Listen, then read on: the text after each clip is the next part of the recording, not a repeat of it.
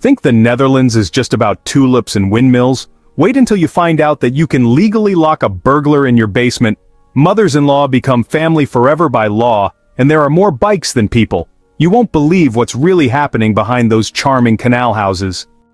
Number 15. You can legally imprison a burglar in your own home and they have no right to escape. Picture this terrifying scenario. Someone breaks into your house at 2 in the morning while you're sleeping upstairs. In most countries, you'd call the police and hope they arrive quickly. But in the Netherlands, you heard right. You can literally lock that intruder in your basement, garage, or any room in your house. And according to Dutch law, they cannot legally try to escape, or you can press additional charges against them for property damage. This bizarre legal loophole stems from ancient property rights laws that prioritize the homeowner's domain above all else. The burglar essentially becomes your prisoner until police arrive, which could be hours in rural areas. Here's the scary part. Many Dutch homeowners actually keep zip ties and locks specifically for this purpose, turning their homes into potential temporary jails. Think this sounds medieval? The law was reaffirmed as recently as 2019 when a homeowner successfully sued a burglar who broke his window trying to escape captivity. While most countries focus on the criminal's rights, Dutch law flips the script entirely, making your home an impenetrable fortress where you're the warden and they're your captive. Number 14. 3 or more single people cannot legally live together without government permission, making house shares technically illegal. In the Netherlands, a law prohibits 3 or more young singles from living together without the required permit. Sounds unbelievable, but this anti-cohabitation law treats adult roommates like they're running some kind of commune that threatens social order. The regulation requires groups of 3 or more unmarried adults to obtain special permits before sharing housing, with fines reaching €4,350 per person if caught violating this rule. You heard right. The government literally dictates who you can live with as a grown adult. This law was originally designed to prevent overcrowding and maintain neighborhood character, but in practice it criminalizes the most common solution to the Netherlands' brutal housing crisis. Wait until you find out how authorities enforce this. Neighbors can report suspected illegal house shares to housing inspectors who conduct surprise raids, measuring rooms and counting beds like they're investigating a crime syndicate. The irony is staggering. In a country facing a shortage of 390,000 homes, the government actively prevents people from solving their housing problems cooperatively. Students and young professionals regularly live in fear of these housing raids, with many keeping separate rental agreements as decoys while secretly sharing costs and spaces. Number 13. Dutch mothers-in-law legally remain part of your family forever, even after divorce, with ongoing financial obligations. This nightmare scenario becomes reality the moment you say "I do" to a Dutch citizen. Under centuries-old Dutch family law, marriage doesn't just unite two people, it permanently binds their extended families together in a legal web that divorce cannot untangle. You heard right. Your ex-spouse's mother retains legal standing as your family member with specific rights to grandchildren, inheritance claims, and even financial support during hardship. Here's the funny part. Many Dutch people don't discover this until they're already divorced and receive legal papers demanding they contribute to their former mother-in-law's medical bills or housing costs. The law stems from traditional Dutch concepts of family solidarity that prioritize collective responsibility over individual autonomy. Think you can escape by moving abroad? Think again. Dutch courts have successfully pursued divorced individuals across international borders to enforce these family obligations. Wait until you find out that some divorce lawyers now include mother-in-law liability insurance in their standard divorce packages, treating your ex's family like a permanent financial burden. This creates the bizarre situation where ending a marriage might free you from your spouse, but binds you even tighter to their relatives who could theoretically outlive you and remain your legal responsibility for decades. Number 12. It's illegal to wear wooden shoes while driving, despite clogs being the national symbol. It is illegal to drive a car while wearing wooden shoes or clogs. While clogs are an iconic symbol of Dutch culture, they are not considered appropriate footwear for driving. This perfectly captures Dutch pragmatism. They'll proudly display clogs in tourist shops and museums, but the moment you try to actually use them for daily life, the law steps in with a €390 fine and possible license suspension. The regulation exists because traditional wooden clogs can slip off your feet during emergency braking or get wedged under pedals, creating deadly safety hazards. You heard right. the very symbol of Dutch identity, is banned from one of the most common daily activities. Police officers regularly patrol tourist areas watching for visitors who rent cars and decide to embrace full Dutch authenticity by wearing their souvenir clogs behind the wheel. Here's where it gets weird. The law specifically applies only to driving motor vehicles, so you can legally wear clogs while operating bicycles, boats, or even motorcycles. This creates the surreal image of Dutch traffic police examining footwear during routine stops, determining whether your shoes are traditionally wooden enough to warrant a citation. The ultimate irony? Most modern Dutch people haven't worn wooden clogs in decades, yet tourists continue getting fined for living out their stereotype-based fantasies of Dutch life. Number 11. You cannot smoke cigarettes in coffee shops, but marijuana is perfectly legal. Cigarettes will get you arrested. This one doesn't raise eyebrows for the Dutch, but foreigners are very surprised to learn that you are not allowed to smoke cigarettes inside a coffee shop. You're only allowed to smoke marijuana. Picture walking into a coffee shop in Amsterdam, expecting to enjoy both legal weed and a cigarette, only to have the owner threaten to call police if you light up tobacco.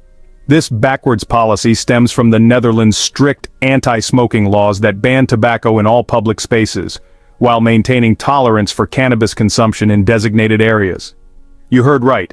The substance that's illegal in most of the world is encouraged, while the legal one gets you in trouble with authorities. Coffee shop owners face €2,500 fines for allowing cigarette smoking, leading to the bizarre enforcement where they'll gladly sell you joints but physically remove cigarettes from your hands. Wait until you find out how they handle mixed joints. If your marijuana contains any tobacco, you're breaking the law and can be ejected immediately. This creates a thriving black market for pure pre-rolled joints that cost 40% more than tobacco-mixed alternatives. The policy reaches peak absurdity during busy periods when coffee shops employ tobacco monitors who patrol tables with magnifying glasses, examining the contents of customers' smoking materials to ensure compliance.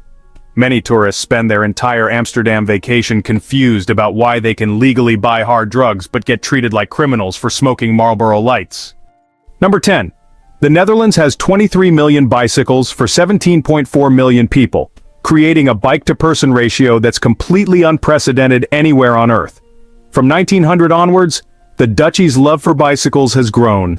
Slowly but surely, more bicycles were produced, bicycle paths were developed, and rules for bicycles were established. This means every single Dutch person, from newborn babies to 90-year-old grandparents, statistically owns 1.3 bicycles, creating a cycling infrastructure so complex it requires its own traffic management system separate from cars. You heard right, there are literally more bikes than humans in this country, turning the Netherlands into a two-wheeled parallel universe where bicycle traffic jams are more common than car congestion. Almost everybody cycles as a matter of course, and cycling has a modal share of 27% of all trips, both urban and rural, nationwide. Picture Amsterdam's central station during rush hour, over 40,000 bicycles parked in a multi-story bike garage that's larger than most shopping malls, with mechanical elevators specifically designed to lift bikes to different levels. The bike-to-person ratio creates surreal economic dynamics. Used bicycles sell for more than cars in some neighborhoods, and bicycle theft is so common that most Dutch people own multiple decoy bikes to confuse criminals. Here's the scary part. Dutch children learn advanced bicycle traffic laws before they can properly read, memorizing complex right-of-way rules that govern interactions between different types of bikes, from cargo bikes carrying entire families to high-speed electric bikes capable of 45 kilometers per hour. Wait until you find out that the government maintains a strategic national bicycle reserve of over 100,000 emergency bikes for crisis situations, treating bicycles like other countries treat military equipment or food supplies. Number 9. Amsterdam has more canals than Venice and more bridges than Paris combined, but 75% of the city is slowly sinking into the sea. The numbers are staggering. Amsterdam contains 165 canals stretching 100 kilometers with 1,281 bridges, creating a waterway network so complex that Google Maps requires special algorithms just to calculate bicycle routes between the countless tiny islands. You heard right. This entire UNESCO World Heritage City is basically a massive sinking ship disguised as a tourist destination, with some neighborhoods dropping 2 centimeters per year into the marshy foundation below. The city sits 2 meters below sea level, supported entirely by millions of wooden poles driven deep into unstable clay soil that's slowly compressing under the weight of centuries-old buildings. Here's the scary part. City engineers constantly monitor over 8,800 historic buildings for signs of structural failure, with emergency teams ready to evacuate entire neighborhoods if foundation supports fail catastrophically. Picture this. Amsterdam spends 200 million euros annually just on foundation repairs, employing specialized building doctors who use ground-penetrating radar to examine the health of 400-year-old wooden poles buried beneath every structure. Wait until you find out that some canal houses are tilting so dramatically that residents need custom-built furniture to accommodate slanted floors, and many historic buildings are held upright only by steel cables anchored to neighboring structures. The ultimate irony? Tourism revenue from people admiring the charming tilted houses actually pays for the engineering systems keeping those same houses from collapsing into the canals below. Number 8. Dutch directness is so extreme that telling someone exactly what you think is considered a moral obligation, making small talk literally offensive to local culture. This isn't just cultural preference. It's a deeply ingrained social system where failing to be brutally honest is viewed as disrespectful, dishonest, and potentially harmful to community relationships. You heard right. Saying fine when someone asks how you are, instead of detailing your actual problems, violates fundamental Dutch social contracts and marks you as untrustworthy. The cultural mandate for directness reaches incredible extremes. Dutch managers are legally required to provide honest feedback to employees, resulting in performance reviews that would be considered harassment in other countries, but are viewed as caring guidance in the Netherlands. Picture job interviews where candidates are expected to list their genuine weaknesses and failures in detail, with hiring managers viewing polite deflection as evidence of poor character. Here's where it gets bizarre. Dutch children learn honest criticism as a core academic subject, practicing techniques for delivering harsh truths in ways that demonstrate care for the recipient's improvement. Wait until you find out that Dutch friendship requires what they call caring confrontation. Friends who don't regularly point out each other's flaws and mistakes are considered superficial and potentially harmful relationships. This creates a social environment where visitors often leave conversations feeling emotionally bruised, while Dutch participants feel energized by what they perceive as meaningful, authentic human connection. The directness extends to romantic relationships where Dutch couples routinely discuss each other's physical imperfections, financial failures, and personal shortcomings as expressions of intimate trust and commitment. Number 7. The Netherlands produces 4.5 billion kilograms of cheese every year, but most Dutch people have actually never tasted traditional Dutch cheese because 70% is exported right away. This creates the surreal situation where tourists visiting Amsterdam cheese markets are eating more authentic Dutch cheese than actual Dutch families, who usually shop at regular supermarkets stocked mostly with mass-produced alternatives. You heard right. The Netherlands is, in a way, a cheese production factory that exports its premium products while residents end up consuming cheaper, lower-quality substitutes made just for domestic consumption. The economics are honestly staggering. Premium-aged Gouda sells for 45 euros per kilogram in international markets, but in Dutch supermarkets, it's replaced with factory-produced Dutch-style cheese that costs 8 euros per kilogram and only barely resembles the traditional varieties. Just picture cheese-making families who've been at it for generations, sending their finest wheels off to Japan, Germany, and the United States, while eating industrial cheese at home because, well, they can't really afford to keep their own premium products.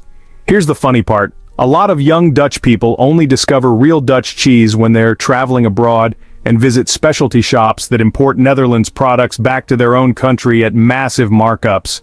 Wait until you find out that traditional Dutch cheese-making techniques are actually becoming extinct because master cheesemakers find it more profitable to license their names to industrial producers rather than keep up with the labor-intensive traditional methods. The irony really reaches peak absurdity in tourist areas, where visitors pay premium prices for the authentic Dutch cheese experience, but end up eating mass-produced cheese that's manufactured specifically for the tourist market, creating a complete disconnect between Dutch cheese identity and Dutch cheese reality. Number 6. Housing prices are so insane that the average Dutch person has to work 18 years just to afford a down payment on a median-priced home, which honestly is creating a whole generation of permanent renters. The numbers reveal a kind of housing apocalypse. Median home prices have gone up 89% since 2015, while wages have only increased by 23%. That creates this mathematical impossibility where home ownership is basically a luxury available only to people who inherit money or, cryptocurrency millionaires. You heard right, saving 20% for a down payment on a €400,000 median-priced home means setting aside €1,850 per month for 43 months, assuming you have zero rent, food or living expenses during that entire time. This impossible equation has led to a social crisis where 35-year-old professionals with master's degrees are living with their parents or squeezing into illegal house shares because the legal rental markets are just as unaffordable and, honestly, almost non-existent. Picture highly educated engineers, doctors and teachers competing in bidding wars for rental properties, offering landlords 6 months of advance rent plus personal guarantors just for the privilege of even viewing apartments. Here's the scary part. The average Dutch person now spends 47% of their income on housing costs, compared to the 30% that financial experts say is sustainable. That means families are being forced to choose between housing and other necessities like healthcare, education, or retirement savings. Wait until you find out that starter homes under €300,000 get an average of 25 competing offers, with buyers waiving inspections, offering cash payments above the asking price, and even writing personal letters begging sellers to pick them over other desperate families.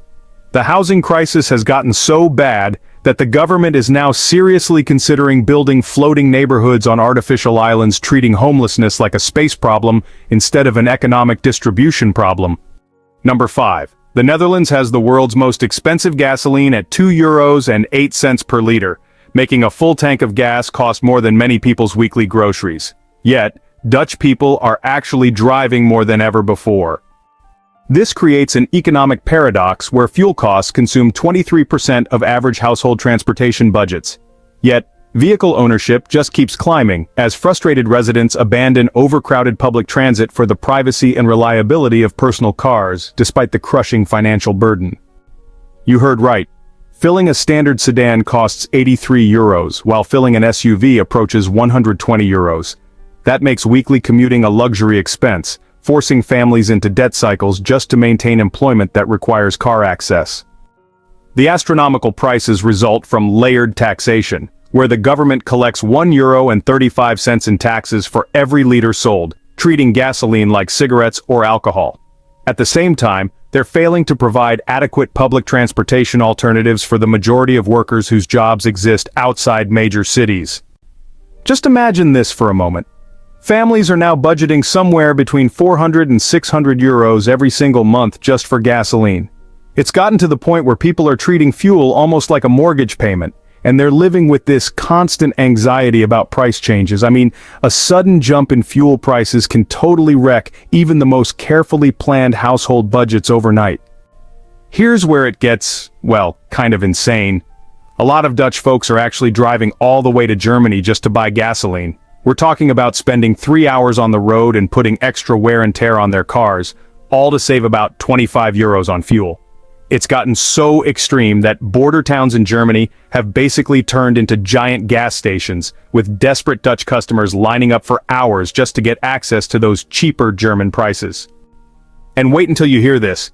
Gasoline theft has become so common in the Netherlands that most gas stations now require you to prepay before you pump, and they've even started hiring security guards. Some criminals are using these pretty sophisticated siphoning tools to steal fuel, which, get this, is now worth more per liter than premium alcohol. The ultimate irony, shows up when Dutch families actually choose to vacation abroad just because they can afford to drive in other countries. It kind of turns international travel into a cheaper option than exploring their own homeland, all thanks to fuel pricing policies that have made driving within the Netherlands just, well, financially out of reach.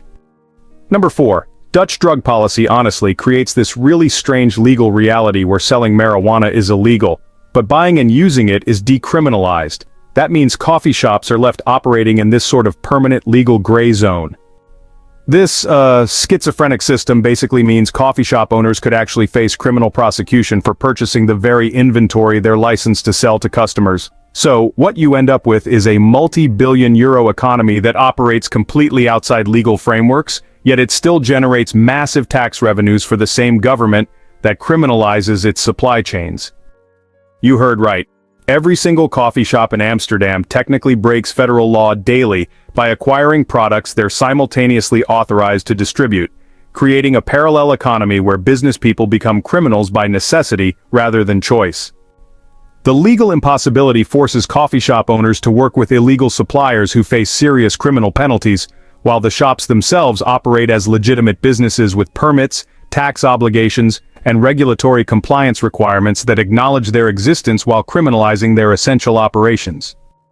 Picture coffee shop managers who pay corporate taxes on revenue generated from selling products they're forbidden to purchase, creating accounting nightmares where legal business income derives entirely from illegal procurement activities that could result in prison sentences if prosecuted.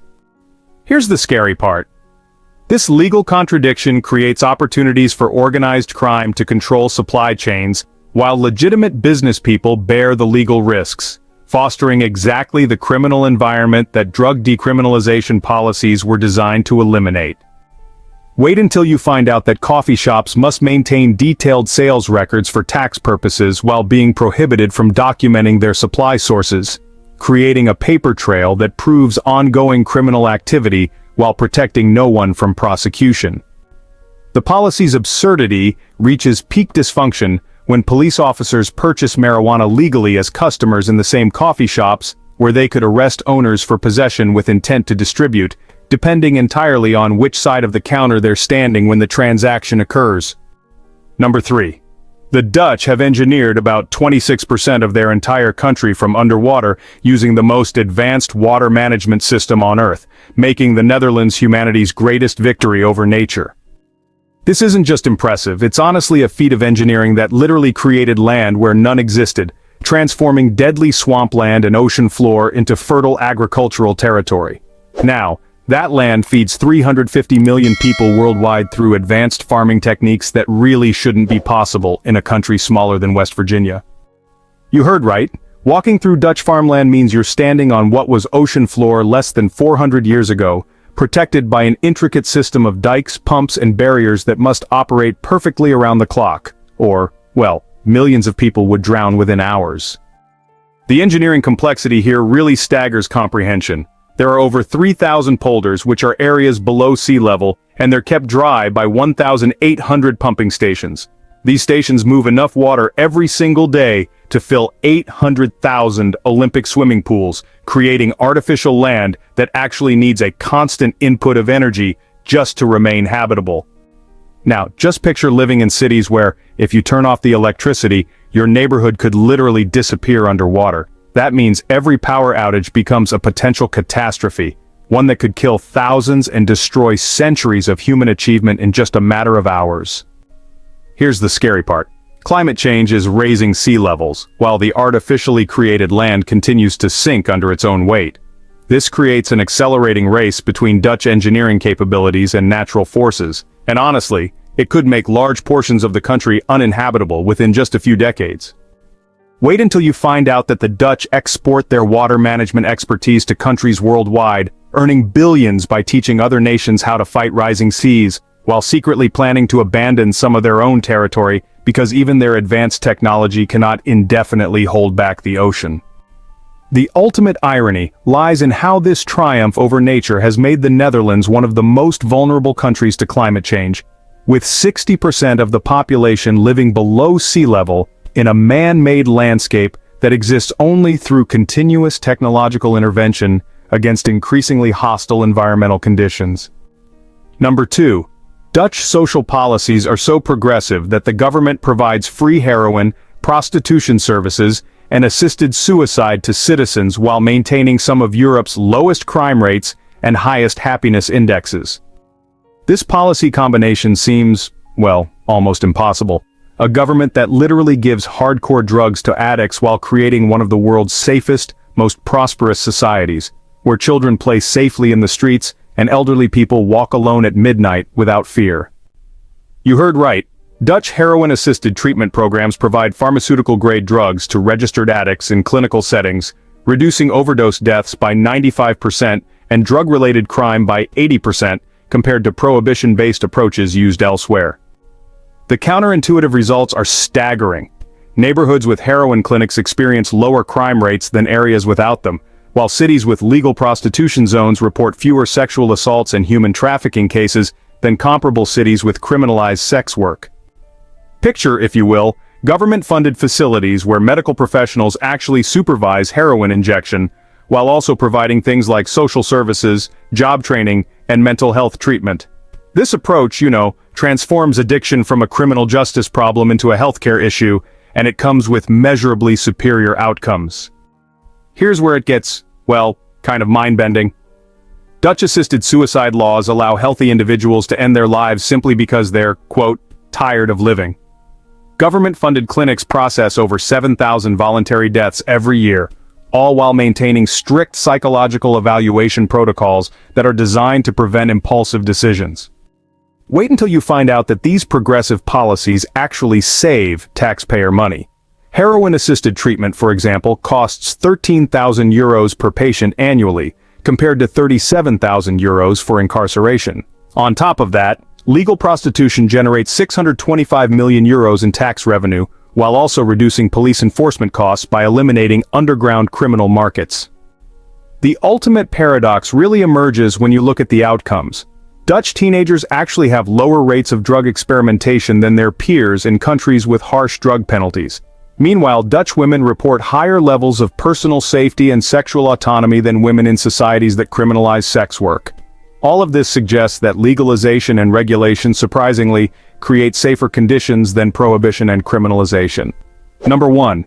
The Netherlands is literally disappearing into the ocean at an accelerating rate, with scientists predicting that 70% of the country will be permanently underwater by 2080, making it potentially the first developed nation to be completely abandoned due to climate change. This isn't distant science fiction, it's a mathematical certainty, based on current sea level rise rates, land subsidence measurements, and the physical limitations of even the world's most advanced flood protection systems that are already operating beyond their original design specifications. You heard right. Children born in the Netherlands today will likely witness the abandonment of Amsterdam, Rotterdam, and The Hague during their lifetimes, as rising seas overwhelm pumping systems that cannot be upgraded fast enough to match accelerating environmental changes. The timeline is terrifyingly precise. Current sea level rise of 3.3 millimeters annually, combined with land subsidence of 1 to 2 centimeters yearly, creates a combined annual increase of 4.3 to 5.3 centimeters in relative water levels that compound geometrically as warming accelerates ice sheet melting in Greenland and Antarctica. Alright, so picture this. The Dutch government has some secretive managed retreat plans. Yeah, they've actually identified which cities will be abandoned first. Can you believe it? Rotterdam is on the schedule for evacuation by the year 2070. And get this, Amsterdam's historic center might be relocated to higher ground inland. Why? Well, because the iconic canal district is becoming permanently flooded. It's a bit mind-boggling, isn't it? Now, here's the absolutely terrifying part. The energy required to pump water out of those below sea level areas, it increases exponentially as water levels rise. So, what does this mean? It means that keeping the Netherlands dry will soon need more electricity than the entire country actually produces. Isn't that wild? This situation could make large areas uninhabitable, not because of some engineering impossibility, but due to the sheer energy costs. It's a real eye-opener, don't you think? Wait until you find out that Dutch climate scientists have calculated the exact moment when fighting the ocean becomes futile, approximately 2065. When pumping costs exceed national GDP, and sea barriers require rebuilding every 15 years instead of every century. The ultimate tragedy is watching a nation that conquered the sea for 400 years face inevitable defeat by the same forces they once mastered, transforming the Netherlands from humanity's greatest triumph over nature into climate change's most visible victim, where millions of people will become climate refugees not from distant islands or developing countries, but from one of Europe's wealthiest, most advanced nations. So we've just discovered the Netherlands' most shocking secrets, from legal burglary prisons to a country that's literally sinking into oblivion. Which one completely blew your mind? Have you ever experienced Dutch directness that left you speechless? Drop your wildest Netherlands stories in the comments below, and don't forget to subscribe for more mind-bending facts about countries that will make you question everything you thought you knew about our world.